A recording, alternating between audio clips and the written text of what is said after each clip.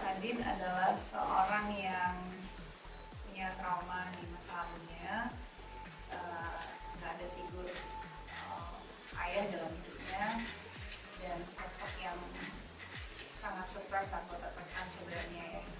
Dia adalah orang yang tidak bahagia gitu, jadi selalu mencari kebahagiaan dari orang lain. Jadi yang bisa membuat dia bahagia itu adalah orang lain gitu. Jadi bisa dibilang cukup posesif, cukup agresif, dan sangat ekstrim mood swing-nya. Kurang lebih begitu, Nadine. Oke, saya Marcelino di sini berperan sebagai Erwin. Erwin itu adalah suami dari Nadine. Dia seorang pria yang sukses, bekerja keras. Dia seorang desainer mobil balap dan hidupnya penuh dengan perfect. Semuanya harus sempurna, semuanya harus on time, harus report, dan itu pun bukan berlaku dalam bidang pekerjaannya, tapi juga relationship dengan istrinya. Halo, Claudia Marisa, aku berperan sebagai Lara. Lara ini seorang ibu rumah tangga dan istri dari Alex.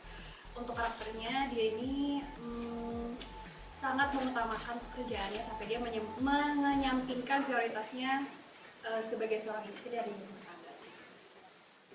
Saya Dewi Sinatria, berperan sebagai Alex Bastian.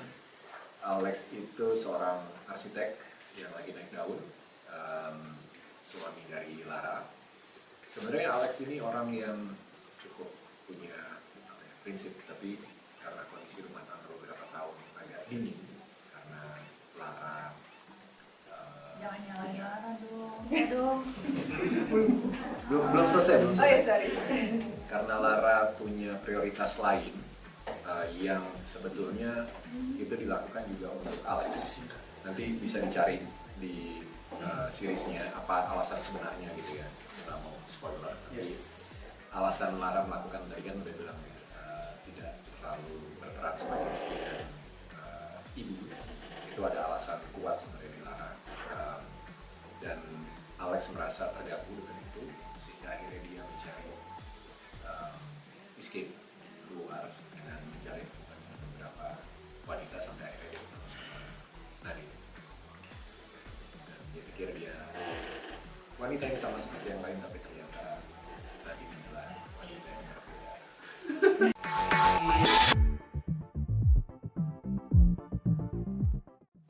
Konsepnya memang kalau dari Hitmaker memang bilang ini konsepnya seperti Basic Instinct, ataupun zaman dulu itu yang main Fatal Attraction. Jadi memang it's a drama, apa ya, konfliknya tuh drama sebenarnya, tapi drama psikologis gitu. Dan memang bisa dibilang dewasa. Jadi pada saat arahnya Fatal Attraction, terus Basic Instinct, I know it's gonna be quite hot gitu. Maksudnya relationship yang terlarang ya. Biasanya sesuatu yang terlarang kan akan harus ada bumbu yang panas gitu. Jujur waktu itu I was like gitu, something new, something yang belum pernah dibuat di Indonesia juga. Mungkin udah, atau aku nggak tahu ya, mungkin bisa salah. Tapi something yang aku belum pernah pribadi gitu. Jadi something membuat aku ter-challenge juga gitu, karena memang karakter Nadine ini bisa dibilang sangat kayak di luar bayangan aku aja gitu. Posesifnya dia, begitu banyak kemarahan yang di dalam dirinya, begitu banyak luka dan kehilangan gitu, sehingga logika dan kesadaran dia sebagai individu dan manusia itu udah lepas gitu. Jadi aku lebih tertarik ke situnya sih sebagai karakter gitu. Jadi terlepas ada bumbu panasnya sih sebenarnya I don't see that as something yang wow banget, tapi aku lihat journey si karakter ini yang arahnya kemana. Jadi memang waktu baca skripnya sih cukup intens ya, dari 1 sampai 10 waktu kita reading tuh cukup intens dan cukup roller coaster emosinya gitu, kayak oke, mungkin satu episode pertama itu kita dibawa ke sesuatu hal yang kayak indah, kemana nih arahnya gitu. Masuk episode 2, 3, and escalate ke sampai dengan 10 tuh benar-benar membuat apa ya, karakter ini tuh menjadi lebih dark gitu. Sebenarnya karakter Nadine tuh udah gelap sih, dia sangat dark gitu, tapi ketemu dengan situasi yang membuat dia punya harapan, ternyata harapan tuh dikubur lagi, dan akhirnya sisi gelapnya itu menjadi lebih gelap aja sih. Jadi cukup apa ya, aku kalau nginget Nadine, aku sedih gitu. Perempuan ini menyedihkan sekali ya gitu. Kalau aku gitu nginget karakter Nadine, kok lu menyedihkan sekali sih jadi orang gitu. Jadi apa ya? Ya kayak apa gitu, kayak meranin orang yang ada di sini tuh kayak gitu, kayak enggak, jangan deh gitu. Semoga aku nggak ada di situasi seperti ini. Kalau saya pribadi emang udah dikasih tahu dari awal, cuma penasaran aja seperti apa sih karakter yang akan saya bawa, dan begitu baca, begitu develop karakternya, ternyata karakternya sangat-sangat menarik dan kompleks, dan karakter ini belum pernah saya perankan sebelumnya. Dan karakter Erwin ini memang mungkin dari awalnya terlihat dari luar, framingnya tuh udah jelas bahwa seorang pria sukses, tapi dia ternyata memiliki sesuatu yang nemu dia kata-katanya. Iya, ternyata dia memiliki sesuatu yang unik dalam menjalin hubungan dengan istrinya, khususnya dalam hubungan intimnya. Dan tapi di satu sisi yang lain, nanti setelah episode berikutnya dan berikutnya akan akhirnya semakin jelas kemana arahnya, dan karakter yang saya perankan itu memang ternyata mungkin akan relate dengan beberapa pengusaha-pengusaha sukses juga di luar sana yang sangat menutup dirinya, ternyata ada sesuatu di dalamnya. Dan mudah-mudahan di sini digarapnya dengan begitu cantik, dengan semua yang bermain di sini begitu apik. Saya sih puas dengan pengakuan. Kalau aku sih, jujur ini pertama kali sih project yang ceritanya kayak gini. Cuman kalau untuk aku pribadi sih, aku tidak melihat dari cerita panasnya ya. Aku lebih ke karakter sih. Jadi kan dia seorang istri, seorang ibu, kayak relate aja sama kehidupan pribadi aku. Terus kayak aku harus memerankan sebagai istri yang baik, aku banget gitu. Terus kayak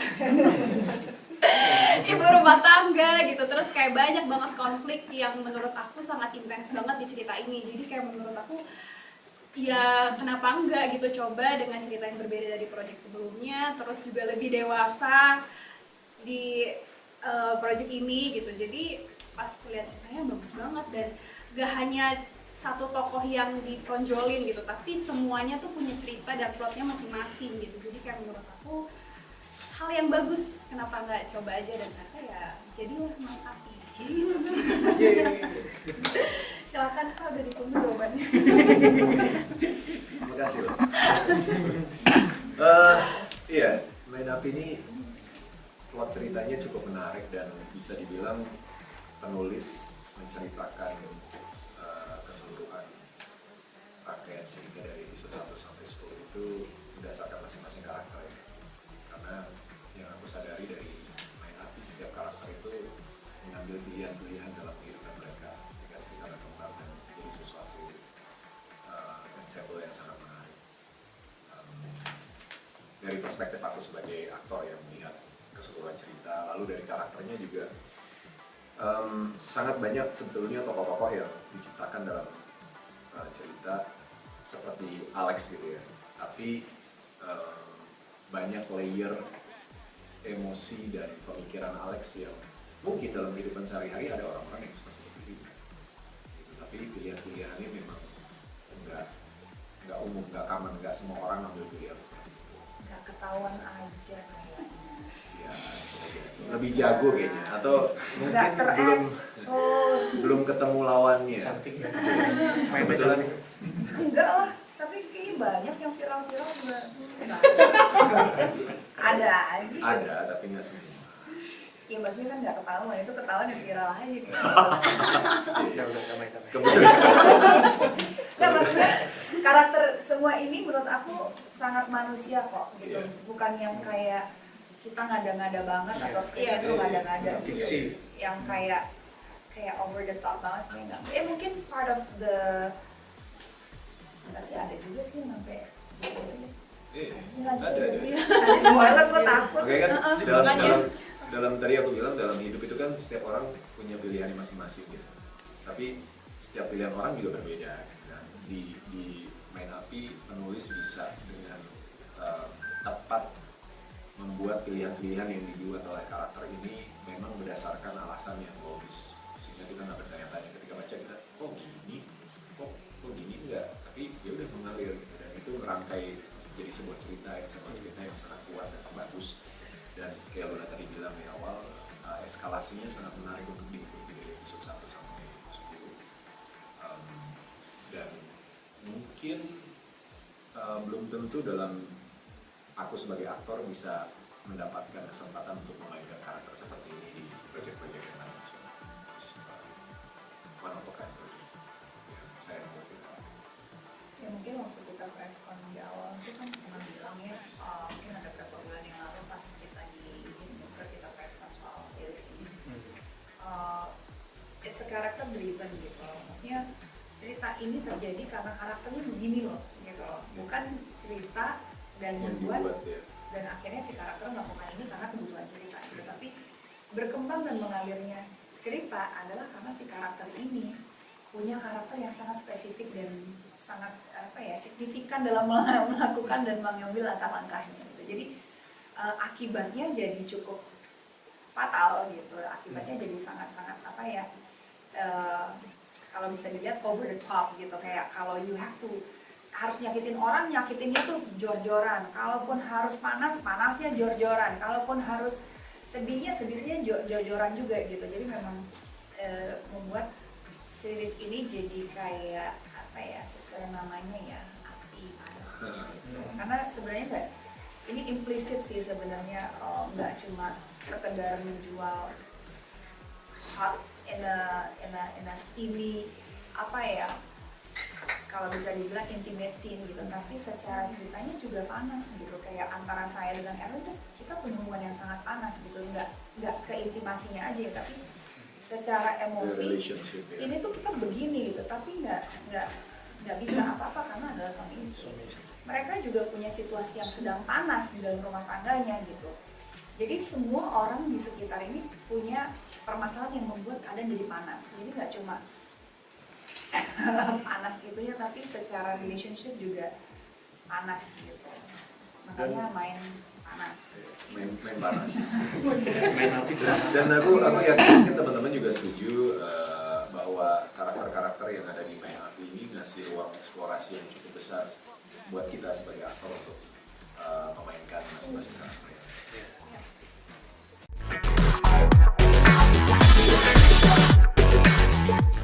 Aku jujur sempat ngobrol sama aku ketemu ada seseorang mengalami kondisi bipolar lah ya, soal itu gitu. Jadi banyak observasi tentang masalah emosi orang yang mengalami bipolar itu sendiri gitu. Karena memang I have to say Nadine itu kecenderungannya bipolar, tapi mungkin lebih ekstrim. Sempet ngobrol sih sama dia gitu, ciri-cirinya apa sih gitu. Orang yang bipolar itu seperti apa gitu. Kalaupun mood swingnya juga kan setiap orang walaupun keadaannya sama tuh beda-beda reaksinya. Tapi ada 1 dan 2 hal yang mirip-mirip lah gitu. Misalkan kalau lagi excited, super excited. Kalau misalkan lagi gloomy, super down gitu. Jadi ada rasa yang dia nggak bisa tahan gitu loh. Kayak misalkan Nadine ini kan ingin memiliki sekali Alex gitu ya. Dan perasaan itu tuh udah nggak bisa ditahan gitu. Jadi barrier apapun tuh akan didobrak gitu. Karena memang orang dengan keadaan tertentu memang sisi mental logisnya itu udah hampir tipis banget gitu. You will see her, him, or siapapun itu dengan orang yang normal aja gitu. unless kita berhadapan langsung dengan cukup intens, baru akan kelihatan kondisi mental stage seseorang itu. Jadi ya lebih ke sana sih banyak nanya, dan aku berpikir bahwa ini Nadine imajinasinya tuh cukup luas banget, cukup apa ya, bebas banget gitu, karena memang orang yang punya kondisi tertentu itu nggak ada patokan khusus yang harus begini banget gitu. Ini bebas sekali gitu, karena memang setiap manusia kan punya sejarah motorik tubuh yang berbeda-beda gitu. Jadi walaupun state emosinya rata-rata orang bipolar 1 dengan 2 itu ada kemiripan, tapi outcome-nya kan bisa beda-beda gitu. Jadi memang ya aku sebelum syuting kan kita ada reading, terus kita juga aku beberapa nonton yang kayak Basic Instincts, terus Cut of Attraction, aggressiveness itu mungkin yang aku ambil sedikit-sedikit dari film-film itu gitu. Karena memang perempuannya itu kan terlihat normal aja gitu, until kamu ayo gitu.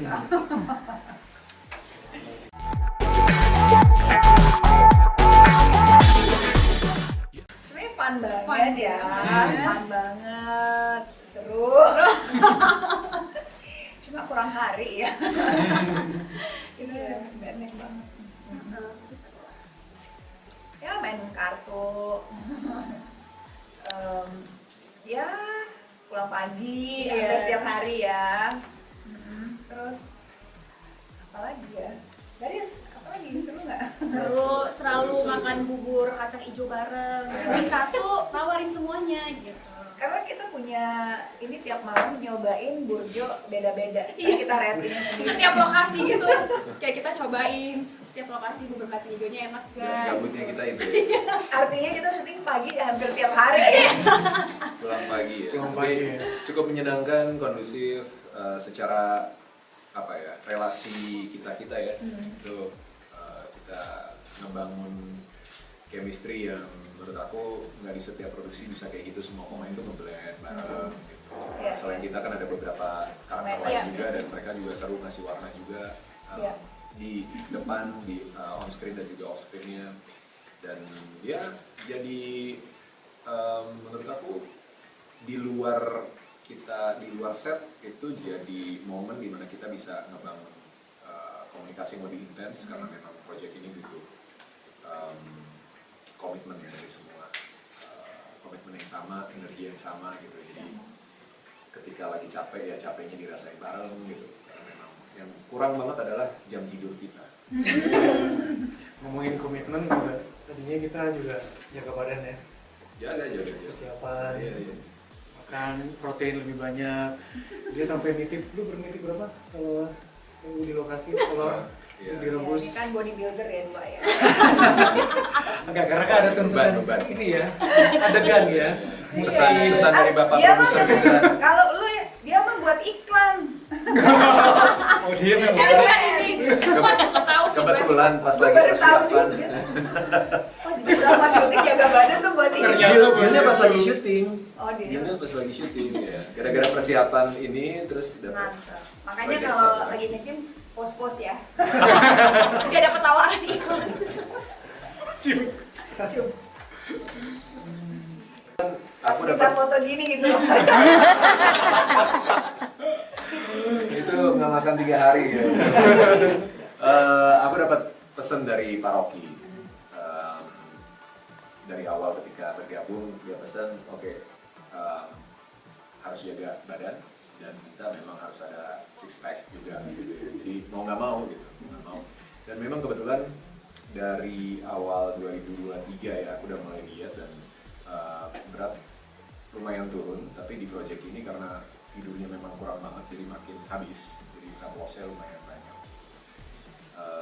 Prosesnya ya seperti orang-orang gym pada biasanya gitu, rutin latihan 3-4 kali seminggu, tiap hari pasti ada body workoutnya, terus ngatur intake konsumsi apa yang dimakan gitu. Jadi aku pasti punya special meals yang aku harus makan setiap hari. Kecuali burjo ya. Kecuali burjo ya. Itu hiburannya itu. Burjo yang nggak pakai Santan dan gula. Gula. gula manis ya. gitu. Jadi ngurangin gula, ngurangin garam segala macam, terus ngatur jadwal juga sama tim. Ada jadwal kapan harus adegan nggak pakai baju segala macam. Bawa dumbbell ke lokasi biar, ya karena kadang nggak ada waktu buat nge-gym ketika udah syuting karena kita break cuma seminggu sekali dan waktu break udah keisi sama jadwal kerjaan juga karena kita syuting bulan panjang ya, 1,5 bulan kalau nggak salah. Jadi benar-benar manfaatin waktu ketika lagi break antar scene. Biasanya aku suka workout sendirian gitu, di live workout aja buat jaga aja. Karena memang juga nggak pengen kelihatan bulky, lebih pilih yang lean karena kan arsiteknya nggak terlalu ini juga, tapi tetap harus kelihatan core-nya. Jadi ya begitu banyak ngobrol sama senior di Perjiman. Tapi cepet kebentuk tuh six-pack-nya. Coba lihat nggak? Nanti di Wikipedia. Waktu itu digambar. Nonton aja. Jadi nonton aja. Itu tuh badan asli ya Mas? Apa? Ini kayaknya kepalanya doang. Yang di Soalnya pakai baju, cuma Iya. lurusin. Ini juga ditempel kok. Fotonya Itu brand siapa ya? Fotonya sendiri-sendiri biasa. Jadi harus nurunin berapa? Sebenarnya nggak, maksudnya cuma requestnya adalah harus tone-nya harus kelihatan, masanya harus kelihatan. Jadi memang Jualan lah itu Mbak. Jualan di TV. jadi ya memang Buat harus views. jaga dietnya sih sebenarnya sama naikin muscle mass-nya kan. Pasti cenderung lebih kelihatan lebih beratnya turun, bukan kelihatan lebih muskular. Tapi kita lebih lean aja. Mungkin yang akan berasa banget bedanya aku kelihatan kurus banget di sini. Habis banget ini udah mulai balik lagi ya. Kayak dari Sumala soalnya sebenarnya udah lanjut kan. Iya. Back to Iya. Jadi dari awal tahun sebenarnya udah mulai ngatur pola diet ya berapa? Syuting bulan? Maret dari Sumala. Juni. Mei itu Iya. Mei. Ya Oh, 4-5 iya, Mei, bulan Mei. lah aku. Oh, iya, benar-benar. Benar-benar disiplin sebelum syuting. Karena Diet. April kita kelas lebaran bentar. Nih. kalau case yang lain gimana? Yang perempuan juga ada kayak gymnya dulu. Wah, iya dong. Iya nggak? Ini juga tirus. Ini habis perawatan aja. Clean aja. Udah tabrakan di Korea kemarin. Udah nggak? Udah cukup. Sekarang Nggak, main apa? persiapan apa ya nggak ada sih? Apa kak? Tenis. Ya, kalau Tenis, aku olahraga sih, iya, jaga badan aja. Iya. Kalau emang ada nggak ada project kan emang olahraga. Jadi Iya. not just because of this kayak lu gitu enggak. Itu emang udah rutinitas aja. Apa ya? Nggak ada sih. Di lokasi aja nyemil mulu ya. Iya. Itu yang bikin saya Hiburan. agak tersiksa di dua ibu-ibu ini selalu bawa makanan atau beli dan banyak gitu. Iya, Tapi makannya cuma dikit, yang lain suruh makan dong, habisin. Nanti beli dikit dibilang pelit. Iya. Iya kan. Gila nggak nawar-nawarin. Iya. Tim telco kita yang beratnya nambah. Oh iya. Bagian habisin makanan.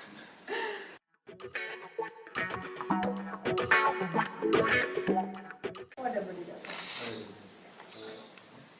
Saya ada gitu. Semuanya ada beli dapur. Aku Diomongin nggak sih? Aku enggak, kan aku Aku nggak nggak banyak. sendiri. Aku kan nggak Boleh diomongin nggak sih? Boleh Iya. kan? Nggak apa-apa. Nggak, maksudnya aku sama Darius ada beli dapur. Kayaknya. Iya, ada. Ada kok, orang ada suka datang gitu. Masalah dipakai enggaknya ya. Iya, pokoknya standby aja. Standby ya. Kalau material pakai beli, pakai beli double. Disiapin sih. Cuman akhirnya karena ada beberapa adegan. Cuman saya pikir nggak terlalu fatal adegannya masih bisa. Berarti emang dari hitmakernya sendiri udah menyiapkan untuk beli double. Aku boleh ini ya, boleh sharing sedikit ya. Waktu kita mau bikin project ini kan, of course pertanyaannya tuh banyak banget ya. Masalah teknis lah gitu ya. Tapi aku harus apresiasi buat hitmaker ya. Karena ada beberapa produksi, aku nggak akan nyebutin namanya, tapi aku dengar beberapa produksi itu sangat-sangat I wouldn't say gimana, tapi menurut aku based on experience yang aku alami di sini agak kurang proper. Tapi aku apresiasi banget sama Hitmaker, sama Kak Oki gitu, sama tim semua. Bisa dibilang di sini propernya setengah mati gitu loh. Semua tuh harus konsen, harus bikin esai mana yang body part yang boleh dipegang sampai yang nggak boleh dipegang, sampai barang bayangin iya sampai makanya harus ada body double, sampai lokasi set pun itu close set, siapa aja orang-orangnya, terus udah gitu ini sampai sedetail ini ya, sampai sedetail ini yang menurut aku tuh aku apresiasi banget.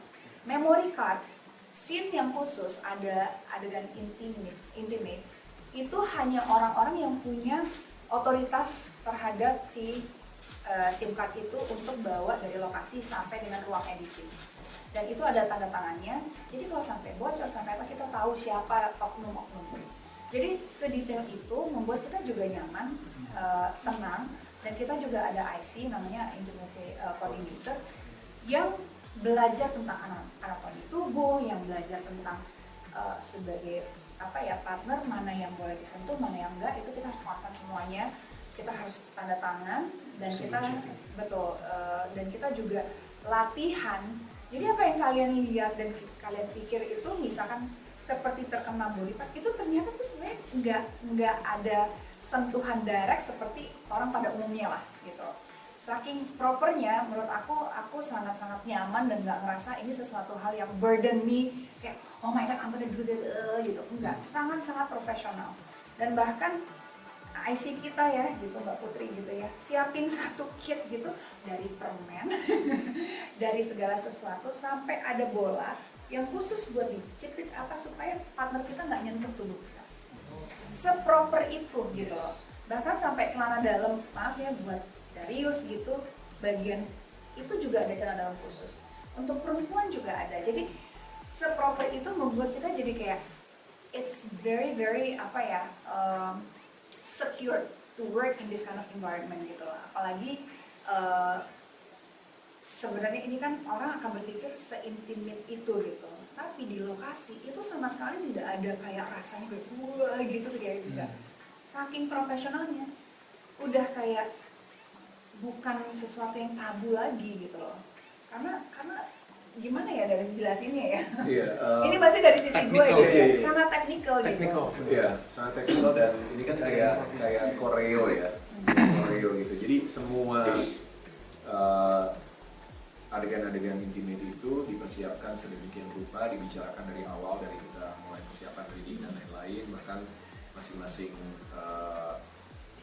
aktor dan aktrisnya juga punya sesi tersendiri dengan IC-nya gitu, untuk diskusi tentang gerakan bersama dengan Mas Rizal juga sebagai director. Dan yang aku respect banget juga dari Pak Oki, Mas Rizal bilang kalau kalian nggak nyaman kita nggak akan lakuin gitu. Jadi dan harus dua belah pihak kan, nyaman itu harus dua belah pihak gitu. Dan begitu kita masuk ke set kita udah tahu apa yang mau kita lakukan, shot apa yang mau diambil, bagaimana nanti kita akan melakukan adegan dengan lawan kita gitu. Itu detail banget dan memang itu koreo gitu, itu disiapin gitu. Jadi apa yang kita lakukan kan udah otomatis lah gitu. Jadi itu walaupun semua proses itu memakan waktu yang lebih banyak. Iya, karena closet itu benar-benar ditutup setnya, iya.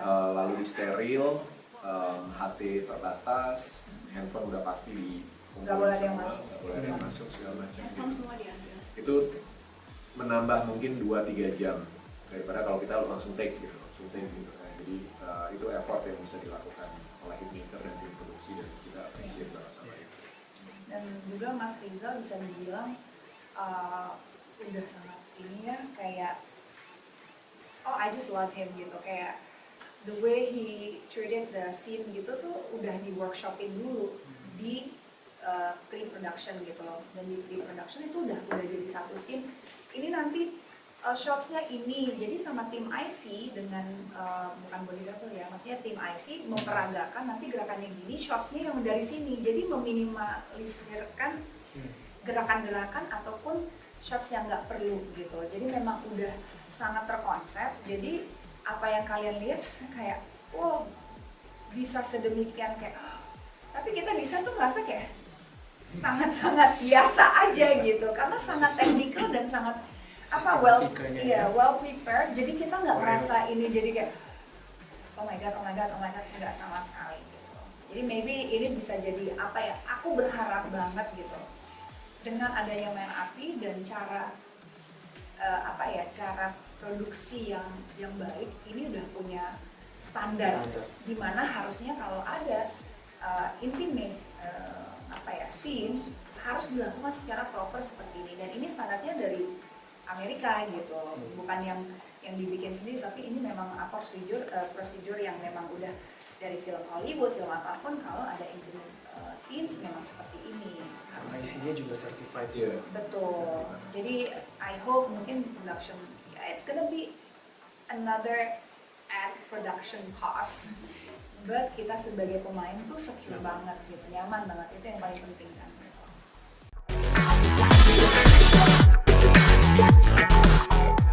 Oke lah, sebenarnya Erwin saya lebih banyak ngobrol sama sutradara ya, sama Rizal.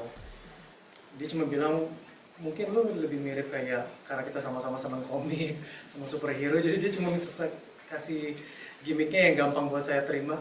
You are dark Tony Stark. Wow, jadi Tony Stark, jadi dia semuanya perfect, dia nggak mau ada ini dan semuanya right on schedule. Tapi itu juga berlaku.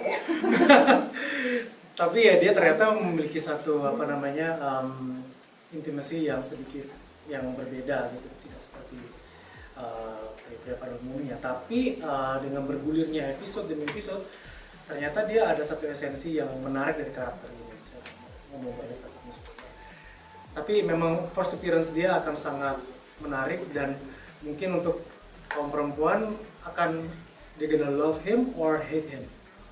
Akan ada dua pemikiran seperti itu sih. Dan saya sendiri memang akan melakukan satu persiapan juga. Waktu itu Rizal juga minta ada beberapa shot khusus, diminta saya juga memang harus tampil shirtless, dan akhirnya ya memang saya sempat diet juga karena waktu itu sebelumnya sempatnya agak bulking. Kira saya turunin 6 kg, jadi lebih kurus tapi lebih lean. Jadi ntar pas nonton mungkin akan kelihatan lebih kurus dari ini. Tapi ya well done sih semuanya, especially scene sama Luna juga dengan Nadine, very interesting. Dan ya belum pernah sih. Iya belum pernah. Kalau aku gitu, ini belum kira konstan ya. Dia womanizer atau playboy? Oh dia justru enggak, dia hanya dengan satu pasangan aja, yaitu istrinya. Cuma memang dia treatmentnya aja yang agak khusus.